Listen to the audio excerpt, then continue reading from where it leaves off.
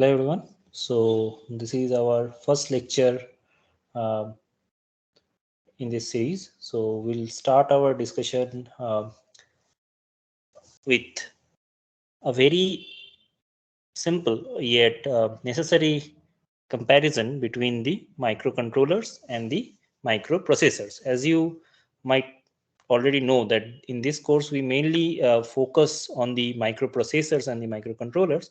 So it's kind of useful to know about the similarities and the differences between the microcontrollers and the microprocessors, right? So microprocessors and microcontrollers,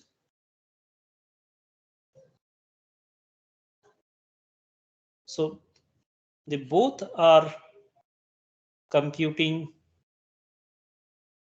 modules, right? So they mainly do computations, but in case of the microprocessors, the tasks that we assign, they are typically more complex,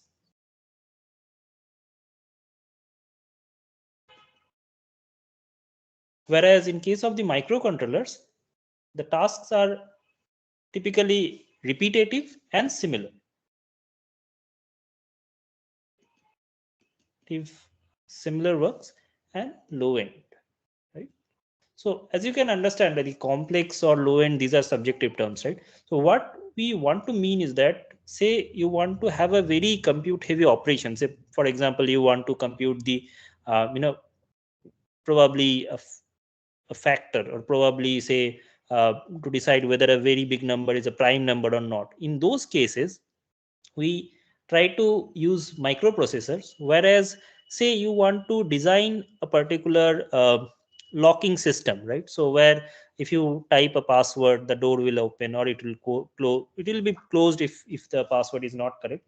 In that particular cases, what will happen is that you will use a microcontroller. But typically the microcontrollers, they are both of them are actually programmable, and in case of microcontroller also, it's repetitive, but you can actually change its scope, right? So you can program it so that it can perform different tasks as well. But the microcontroller, the operations or the computations that we try to perform on microcontrollers, they are simpler than the operations that we typically try to compute using microprocessors. But you will see that the microprocessors, in case of the microprocessors, generally you have external memory and additional peripherals that are needed, right? So though there are some registers or some memory that is also there in case of the microprocessors, but you'll see that those memories are not typically where you store data, whereas in case of the microcontrollers, you have separate memory units where you can save data or can save instructions. So generally we have internal memory that is there in microcontrollers, right? By the way, in many microcontrollers, you'll see that there is already a processor unit inbuilt to it. So the general fabrication of microcontrollers, it's actually more complex than microprocessors. You'll have many internal buses, many internal power lines and all.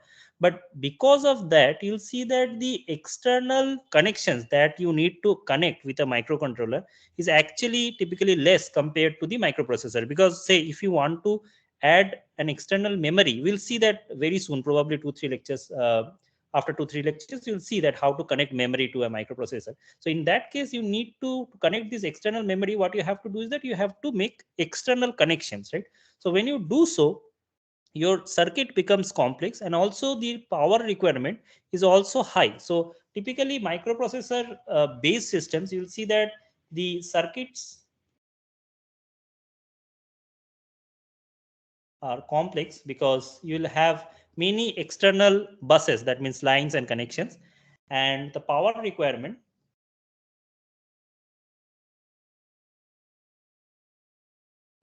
is typically high.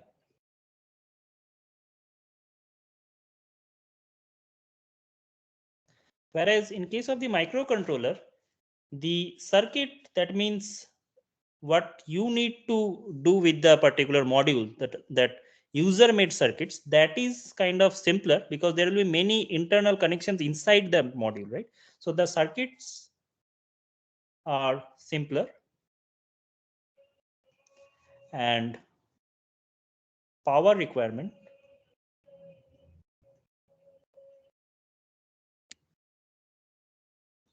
is less. Now, given this fact, actually, these microprocessors and the microcontrollers, they obviously have similarities as well, right? The first similarity is obviously they are like, computing devices. So both of them can perform certain amount of computations, right? So both of them can perform computations.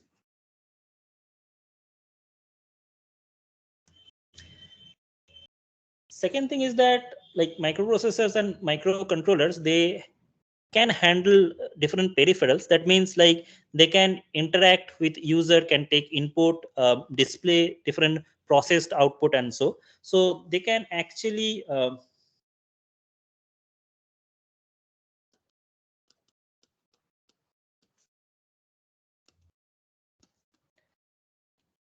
so how they can, like, interact with the users, that we'll see in this particular course. But typically there will be like input and output that can go inside the processor and then can come out from these processors and the controllers, right? So these inputs or the outputs that your modules, the microprocessor and the microcontrollers, they will handle, they are actually digital in nature, right? So digital input typically, right?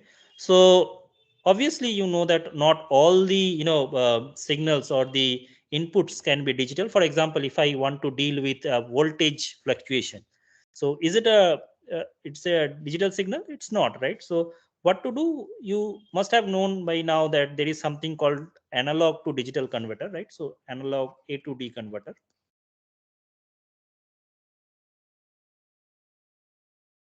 So the analog to digital converters, so they will convert it to a digital signal, and then it will be processed by your module, right?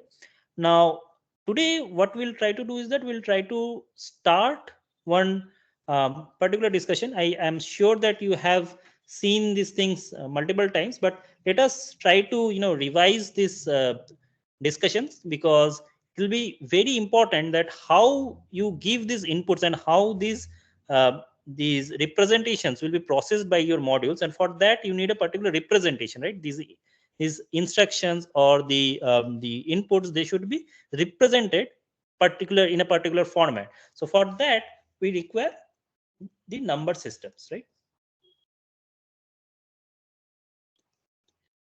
So you'll see that typically we deal with the binary and hexadecimal values, but for our interpretation, we need to convert them to decimal numbers as well. So it's important that you know how to represent different inputs and what are the values, because all the codes, all the inputs, that will be in a code, right? It will be binary code or hexadecimal code.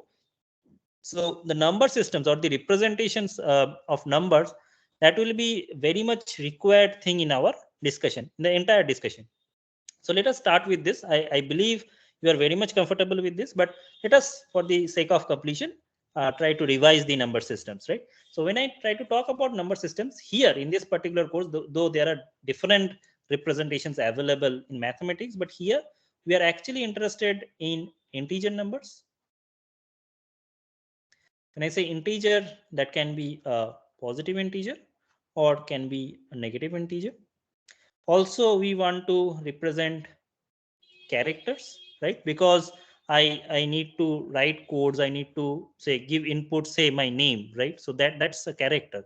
So how to give that input? I'll transform the characters to different codes, right? For example, ASCII. which is again integer numbers, right? And using that, I'll give my character as an input to the modules. And also we need to deal with the real numbers. When I have real number, it can be integer number or fractional number, right? So you must know there are different other representation of numbers as well, like rational, irrationals, but those are not relevant for our discussions here. So we'll see that how to use these representations in case of our modules, right? So any number, if I want to represent it, the most important thing is to know about its base, right? So any number system,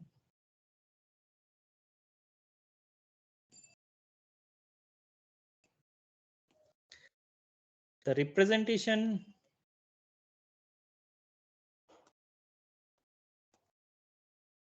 is defined by its base, right? So what is base? Base actually indicates that how many different values can be there at a single digit, right? So let me write down the definition, and then probably we'll also discuss it. So base means how many different values or digits at single location.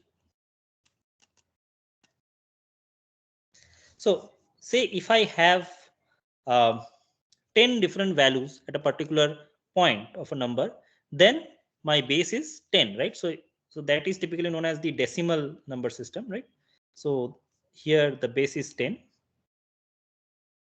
So the digits that are associated with decimal number system is they are 0, 1, 2, 3 up to 9, right? So if I say binary, that means my base is 2, my digits are 0 and 1, right? If I say octal, my base is 8 digits, 0, 1, 2 up to 7, right? And if I say hex, then my base is 16 and the digits 0, 1, 2 up to 9, and after that there should be 10, 11, 12, but instead of that, because if I write 11 or 10 there might be some confusion, so I use a code for that, right? So for 10 I write A, for 11 I write B, for 12 I write C, for 13 I write D, for 14 I write E, and for 15 I write F, right? So there are two things that you can see. The first thing is that, so for any base, I'm starting from 0 and the highest value is base minus 1, right? So for case of 10, it's actually 9. For base 2, it's 1. For base 8, it's 7. For base 16 is actually 15, but it's represented with code F, right? So it started with 0 and goes up to the base minus 1, right? So let us write it down because it's an important observation. So if my base is B, if base is B, then there are obviously B possible digits, right? And what are these digits? These are 1, 0, 1, 2 up to B minus 1, right? Now, the next thing is that if there is a number, say x1, x2, xn in the base B number system, right? So if I want to represent it in decimal, So what I should do, I should take this number and should identify that this is, we are talking about whole numbers, right? When you will go for the fractional number, you will see things will be a bit different. But in case of the whole number, so this is your LSB and this is your MSB, right? So what I'll do, I'll take x1 into b to the power n minus 1 plus x2 into b to the power n minus 2 plus so on plus x n minus 1 b to the power 1 actually plus xn into b to the power 0. So if I do so, I'll get the representation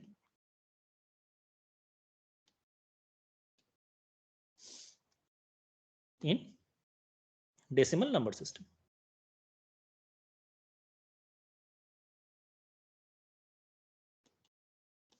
Okay, so for example, if I have a number 2 3 4 in number system whose base is 6, then what will be the decimal value?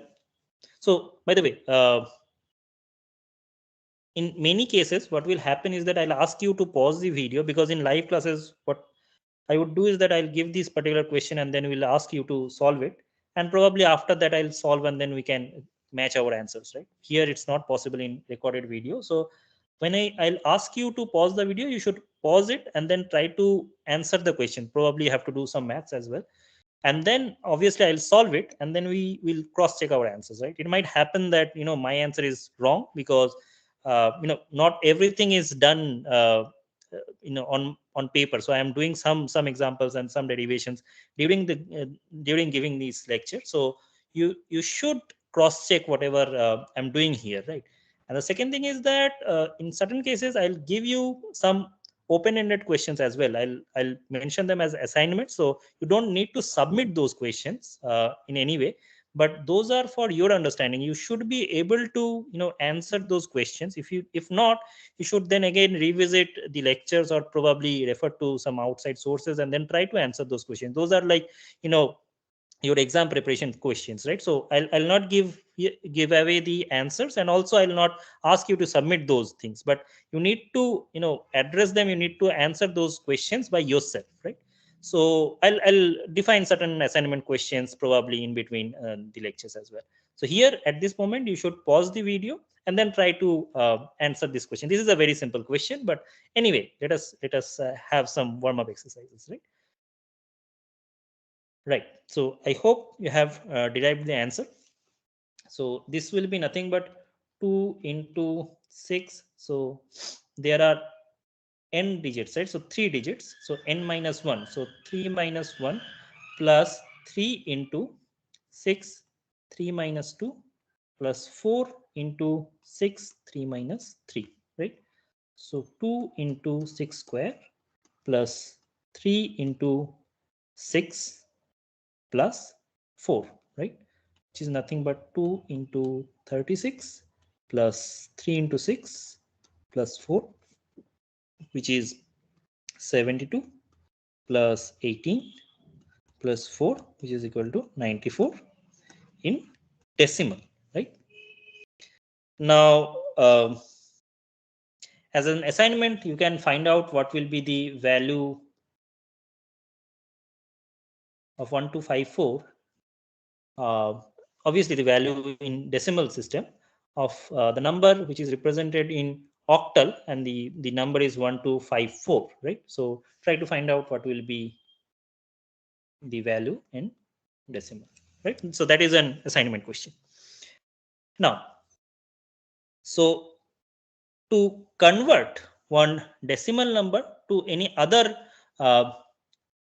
number in a particular base, say b, what we'll do? So if we have number n in decimal, and then we want to convert it to say a number in a base b, right? We want to find out what will be the number.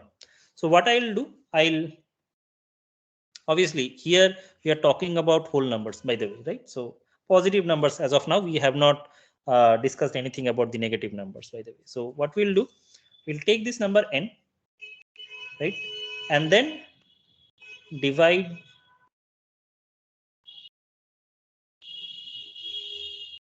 by b, right? So after the division, we'll note down the quotient and the remainder. Okay. Now what I'll do is that I'll take the quotient, okay, and then I'll take the quotient and divide it again with b, right? Again, I'll write down the generated q and r. So I'll do this again and again, right? What will be the stopping criteria? The stopping criteria is that if my q is equal to 0. By the way, again, I'm emphasizing this is for whole positive numbers. We have not discussed anything about the negative numbers, the fractional numbers, right? So I'll take up the number. This is in decimal number systems. I'll divide it by the base, the new base in which I want to represent this number. So b, I note down this quotient and the remainder. I'll take up the quotient and then again divide it by the base, and I'll keep on doing this. I'll write down the quotient and the remainder, and then finally I'll stop when my quotient is 0. After doing that, I need to find out MSB and LSB. Okay, so typically the MSB and the LSB can be found out very easily. We'll see how to do that. And once we can find out the MSB and the LSB, I'll represent the number, the new number that I have generated in the base B number system. I'll write it down, right? So let us take up one example. Probably, I think I should go to the next slide. I don't have space here. Yeah. So say I have a number 7, 2, 3 base 10, and I want to represent it in binary, right? Again, you should pause the video here and then follow the recipe or the steps that I have given in this particular slide and check whether you can represent it, right? So I know that you probably have done that n number of times before in different courses, but let us again have some warm-up exercises, right? So you should pause the video and then play it once you are ready with the answer. Okay. Okay. So I have my number 723. So I'll divide it by the base, new base. So 2, and I need to write down the quotient and the remainder, right? So it's 361, right? And the remainder should be 1. Then I should take the quotient again, 361 divided by 2. Write down the new quotient and the remainder. So it should be 180, right? 180 should be 360, 180. Remainder 1, 180 by 2. It should be 90, 0, 90 by 2, 45, 0, 45 by 2. It should be 22, whatever, 1, right? 22 by 2, it should be 11 and 0. Then 11 by 2, it should be 5 and 1. Then 5 by 2, it should be 2 and 1. Then 2 by 2, it should be 1 and 0. And 1 by 2, it should be 0 and 1. Now I should stop here, right? That is my stopping criteria. So please go back and check that if my q is 0, I should stop, right? So now I need to decide what should be the, so this is the this is the string that I need to represent as my new number, but I need to decide what is the MSB, what is the LSB, right? So intuitively, you can see that this particular number, I get it after so many divisions, right? So that means after splitting this number into halves, I after so many operations I get this. So this must be very important. But if I need to check it, right? So say not using intuition, probably with some verification or validation, what I can do. So let us try to perturb this number a little bit, right? So that should give me that idea. What I'll do, I'll let us make this number to 7 to 2. So what I'm doing is that I'm actually changing the LSB of the given number, right? So if I change, so what is the digit that will change among this R? Because as I said, R I'll represent as the new number, right? So either this way or this way, right? So which of these digits in the string R will change, right? If you do so, the answer is very simple, right? So this should change. Let me just change the color. So if my number is this is the bit that will change, right? So if I change my LSB here, that means this number is changing. So this should be the LSB in my new number system as well. So this should be my MSB and this should be my LSB. Again, you can check if I want to make this 0, right? So if I change the MSB, this is binary, right? So the number, if I want to change it, it will be 0, right? If I want to perturb this particular number. So if you make it 0, you'll see that the change that I need to make to this input number, it will be huge, right? So that means this is my MSB and this is my LSB. So once I decided, so the direction should be this, right? I should read the number in this direction.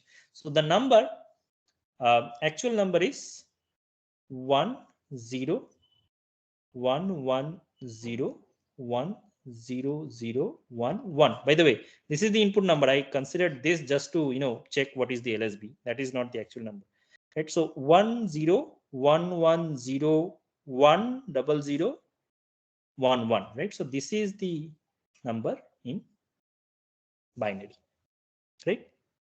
I hope this is clear enough. Simple things. I believe that you already know it, but yeah, just to check that what should be the directions and all, right? Now, the next thing that you should do is that, say you have a number, sorry, yeah, 557 in decimal, and you want to represent it in hex. Okay. So again, you need to pause the video and then follow the steps and then try to find out what will be the representation. Okay.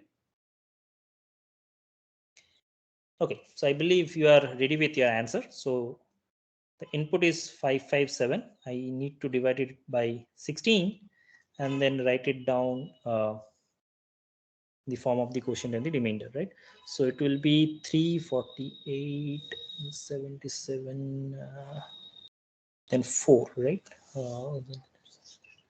64, then 13, right?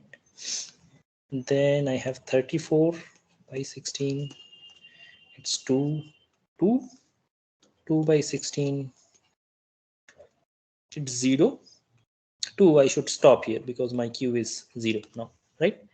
Again, if I consider say 556, the digit that will change is this one. So this is my LSB, this is my LSB, this is my MSB, right? So I should read in this direction. So it should be 2 2, but 13, I have a code in the hex number system, right? So what is the code for 13? So A is 10, 11 is B, 12 is C, and then 13 is D, right? So the code for 13 is actually D, right? So the number will be 22D. Okay, fair enough. Now what we have to do is that we have to find out the representation for the real numbers with fractions, right? So that is also should be represented in different number systems as well, right? So typically when we represent a real valued variable, so we have two parts, right? We have the whole number, a decimal point, and the fractional part, right? For the whole number part, this is the LSB. The point which is close to the decimal point is LSB. The further points are the MSB. They are more significant than the LSBs. For the fractional part, it's opposite, right? So the point closer to the this decimal point is actually your MSB, and the further points are the LSB, because for the obvious reasons, right? So if you perturbed here, the change in the number will be smaller, right? So that is why this is MSB and this is your LSB. Good enough. Now, what I have to do if I have this kind of a real valued number? So the trick is, the first thing is that in case of real valued number, that means if you have the fractional part, right? So you have non-zero fractional part. So what you need to do is that you need to take care of the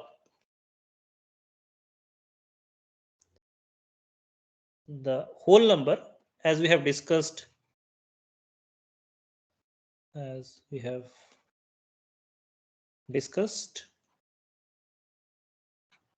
previously, right? Like the case that we have discussed so far. For the fractional part, it's interesting. So for the fractional part, what we'll do for the fractional part,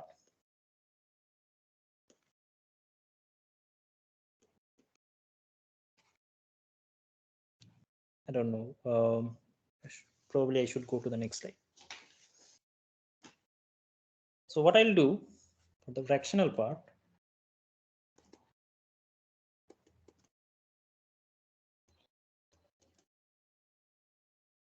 multiply with the base, right? And then see if you are getting a non-zero whole part after the multiplication, right? So check if there is any. So check. So let me just remove this. Let me just rewrite it for.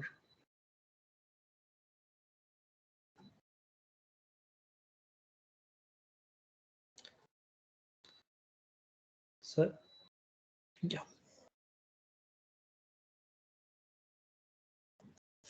So check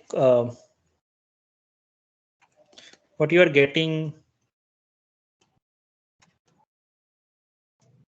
as the whole number.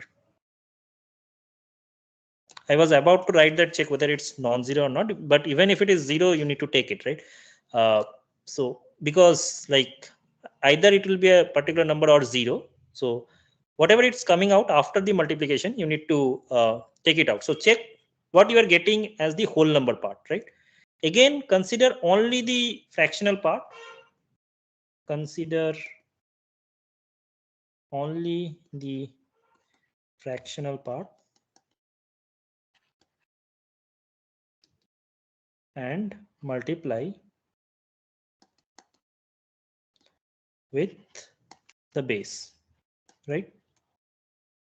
And do it again and again, right? So you do it repeatedly. That means you multiply again with the base. You see what is the whole number. Take out the fractional part only again, and then again multiply with the base, right? So what is the stopping criteria? Stopping criteria is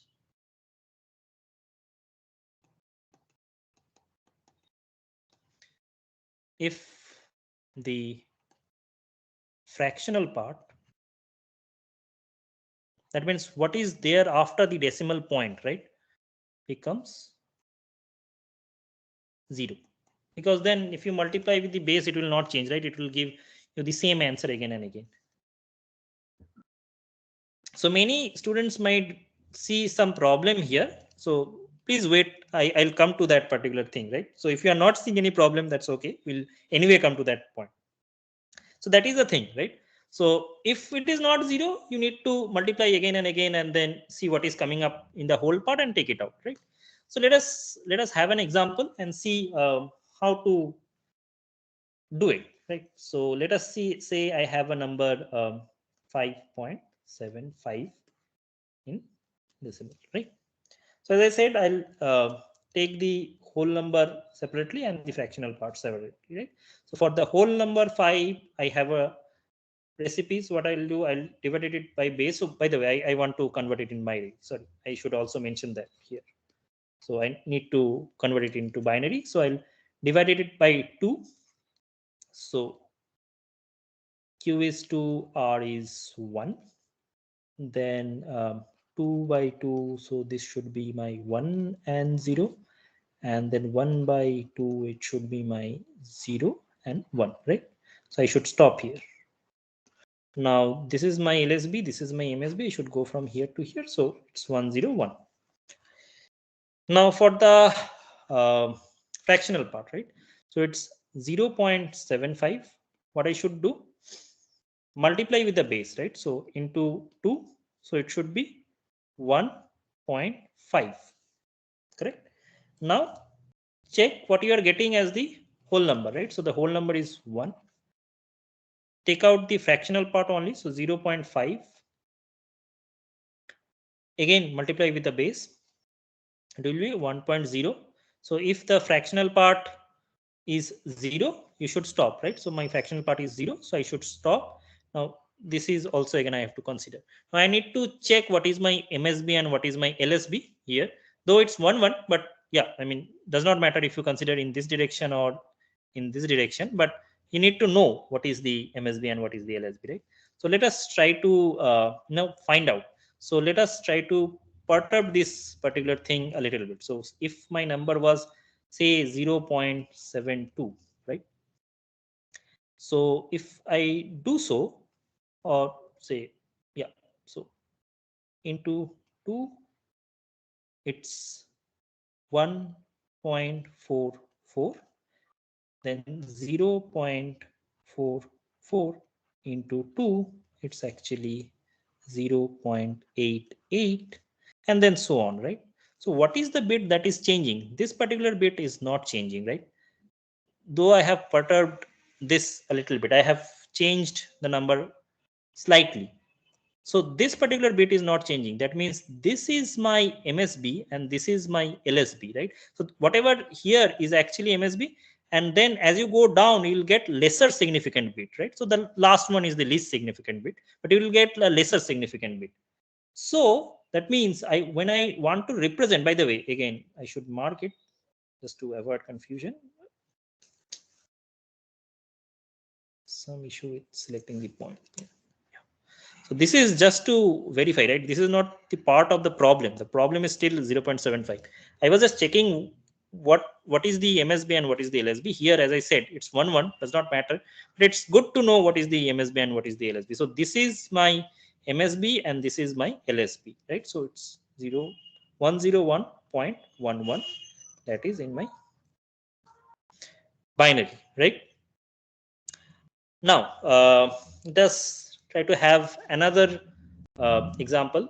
This time you will try to do it, and then we'll see whether our answer matches or not, right? So this is the number. If you try to do so, what will happen? So for the whole number, it's 4 by 2, so it's 2 and 0. 2 by 2, it's 1, 0, and then 1 by 2, it's 0, 1. I should stop here. So in this direction, I need to see it. So it's 1, 0, 0. And for 0.25, I need to multiply the base. So it's 0 and 0.5. I will take the fractional part, 0.5 into 2. It's 1.0. It's 0. So I should stop. This is my MSB. This is my LSB. So it should be 100.01, right? So that should be my binary representation, right? Now, as I was mentioning, right, so there might be many students who were not happy with this stopping criteria, right? Why so? Because there might be many numbers where we'll never reach to the stopping criteria, right? So it will never happen that the fractional part is actually 0, right? So what will you do in that case? There will be many such numbers, right? So let us have one particular example. Say this is a decimal number and I want to represent it in binary. So for the whole part, so 2 by 2, it's 1 0. So 1 by 2, 0 1. So it's 1 0, right? So there is no need to do it so rigorously. But yeah, this is the first lecture, so I am doing some exercise. From the next lecture and so on, probably I'll write down the binary code for many numbers without even doing this, right? So probably you have to check the values sometimes. But yeah, this is the first lecture, so I'm trying to be as much exhaustive as possible, right? Now for 0.33, what I'll do, I'll multiply with the base. I'm converting into binary, so the base is 2. So it's 0.66. I'll take 0.66 and then multiply with 2. It's 1.32. I'll take this, multiply with 2. It will be 0.64. I'll take the fractional part and then multiply. It will be again 1.28 and so on, right? Now still this is my MSB and so on. If I go down, I'll get lesser significant bits, right? So when I want to represent, it will be 10.0101 something, right? Now how to represent this? Typically there is no end, right? But your modules, that means your microcontroller or your processors, they can actually handle finite number of bits, right, as input or as output. So you'll truncate it up to certain point, right? For example, if I want to have like accuracy up to 4 point after the decimal values in the representation, so I'll truncate it here and then say that 2.33 is 10.0101. That is the representation. If I want to have like 6 up to 6 digit representation or accuracy after the decimal point, whatever values will come, you need to represent it. And because of this truncation, you will get something which is known as the truncation error,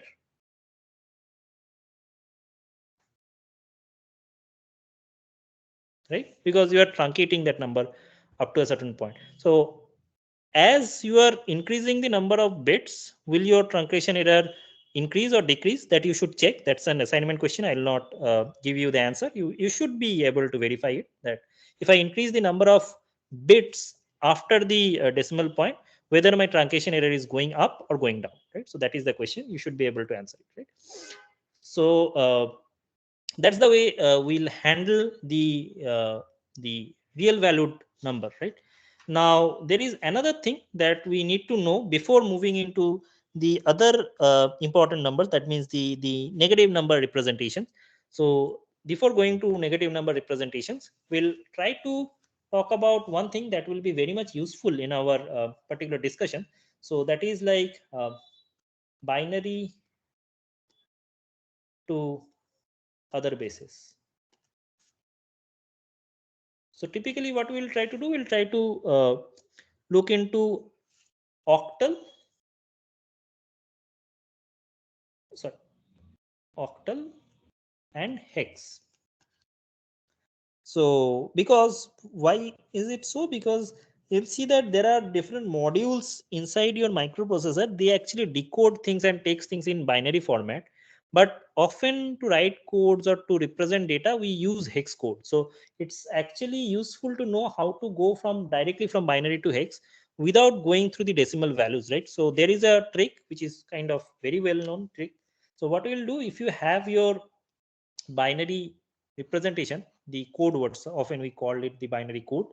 So from right to left, you need to break it into chunks, right? So when you are representing it in octal, you need to break it in chunk of 3, and if needed, so append 0, right? And then after doing that, what you will do, you will individually convert these blocks to decimal values. Individually, you'll convert them to decimal values.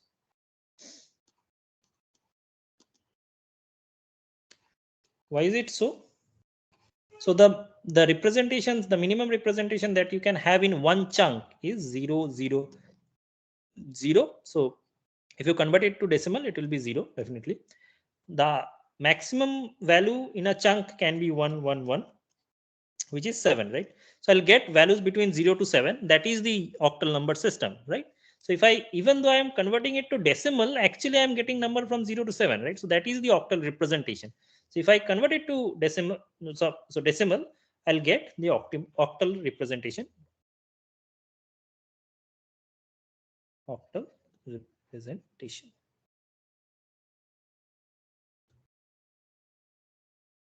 Right. Now, for example, if I have a binary string or binary code 101101, right? And I want to convert it to octal. So what I'll do, I'll divide it into chunk of 3 from right to left, right? So this one chunk, this is another chunk. So this is, if I convert it to decimal, say this is 5 and this is also 5. So this is 55 of base 8, right? So what is the decimal number, by the way? It's 5 into 8 plus 5, right? So it's actually 45, right? Now, again, at this particular point, you should pause the video and think that if I want to convert in the same, using the same trick, I don't want to go to the decimal, right? So I want to go directly from binary to say hex, right? So what should I do then? What should be the trick that I should apply if I want to move from binary to hex, right?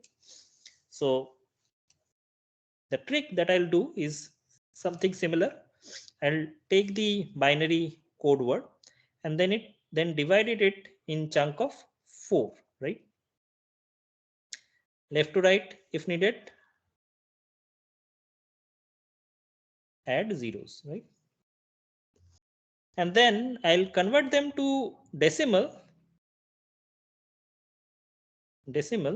but keeping in mind that if it is more than 9, I need to use the hex code. Like for 10, 11, 12, 13, 14, 15, I have hex codes, right? So if those numbers are coming up, then I need to convert them into the hex code, right? So why is it work? Because obviously for the same reason, in one chunk I can have 0, 0, 0, 0, which is nothing but 0, and the maximum value I can have 1, 1, 1, 1.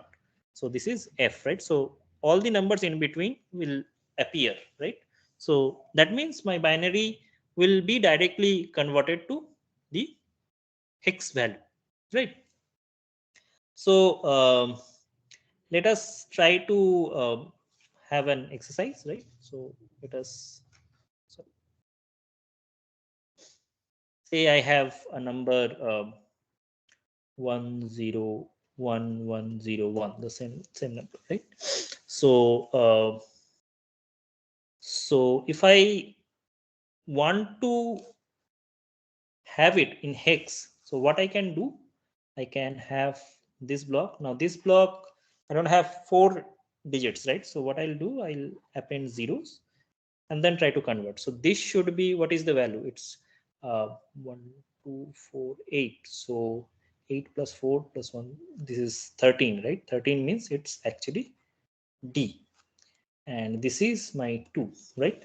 So 2D in hex, so 16. So I want to look it back to decimal, so it's 2 into 16 plus D, so D is 13, so 2 into 16 plus 13, so it's 32 plus 13, actually 45 in decimal. So you can check, it's 10101, right? So this is the same number here, so it's actually 45 in decimal.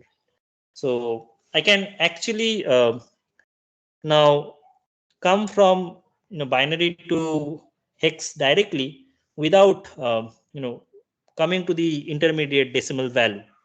So that is quite useful. We'll see that when we try to represent different codes and then understand their decoded formats, it will be very much useful.